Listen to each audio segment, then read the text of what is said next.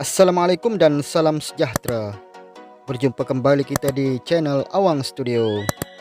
Baru-baru ini skuad projek FAM MSN dikritik hebat oleh pemerhati bola sepak tanah air.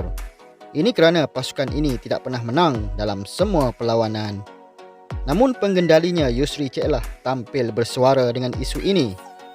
Sebelum saya teruskan dengan ulasan ini, macam biasa bantu saya dengan subscribe channel ini. Tanpa berlengah, mari kita teruskan.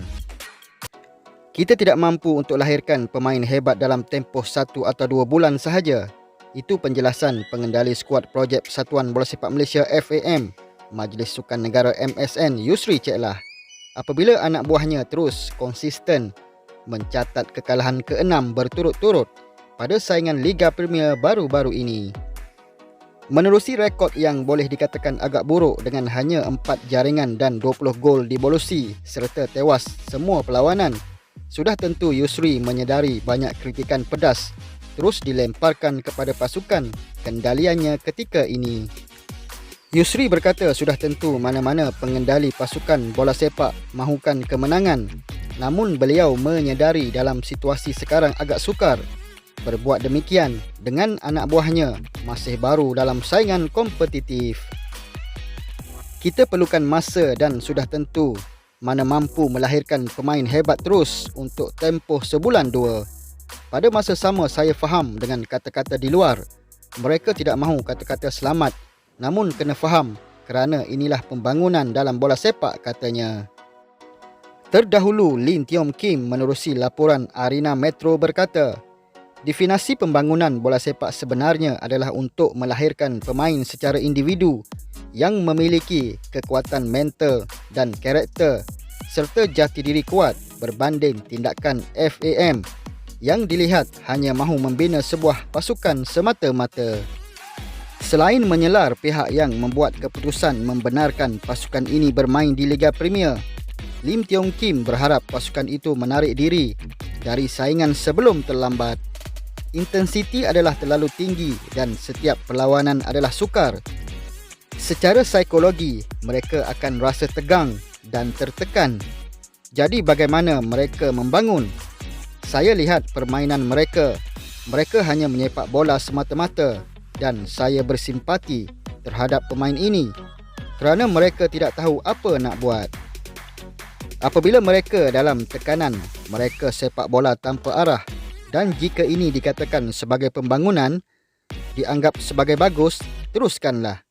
Tapi bagi saya telah bekerja dengan pemain-pemain muda. Saya tahu apa yang baik untuk mereka. Saya seorang yang menunjukkan minat terhadap pembangunan pemain dan mereka yang berada di belakang skuad projek ini sedang membunuh mereka. Sebagai jurulatih, kita patut melindungi pemain, tidak mempunyai sebarang agenda peribadi. Jelas Lim Tiong Kim. Sementara itu, pengarah teknikal Persatuan Bola Sepak Malaysia FAM, Datuk Ong Kim Swee, enggan mahu terus memberi kenyataan berkaitan isu berkenaan dan mahu semua pihak menunggu seterusnya melihat sahaja hasilnya pada hujung musim nanti.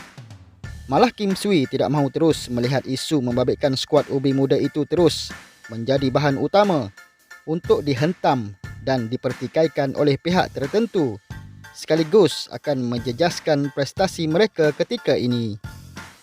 Kim Swee berkata ketika ini terlalu awal untuk meletakkan hukuman atau menghentam inisiatif berkenaan, walaupun pasukan itu gagal mengutip sebarang mata selepas mengharungi 6 perlawanan. Apa pendapat anda semua sebagai peminat dan penyokong bola sepak tanah air? Adakah skuad ini satu pembelajaran atau membunuh moral pemain muda? Pada pendapat admin, ada baik dan buruknya. Dari segi mental, mungkin betul kata Lim Tiong Kim itu kerana menerima kekalahan teruk. Tapi dari segi pengalaman yang akan mereka dapat, sudah pasti akan berguna buat pasukan Malaysia nanti. Ibarat pepatah Melayu berkata, berakit-rakit ke hulu, berenang-renang ke tepian. Bersakit-sakit dahulu, bersenang-senang kemudian. Apapun kita sebagai peminat sentiasa akan menyokong jika ia bermanfaat kepada pasukan negara. Jika ada sebarang komen dan pendapat, bolehlah mengisi di ruangan komen di bawah. Sekian, terima kasih dan Assalamualaikum.